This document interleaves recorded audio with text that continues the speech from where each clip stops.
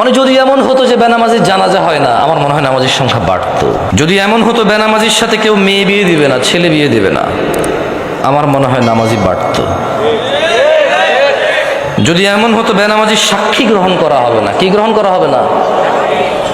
যদি এমন হতো যে বেনামাজি ছেলে তার নামাজি বাবার সম্পদের অধিকার পাবে না, তাইলে মনে হয় নামাজি বাড়তো। এগুলো আমি বলিনি, এগুলো মুহাম্মদ সাল্লাল্লাহু আলাইহি সাল্লাম বলছে।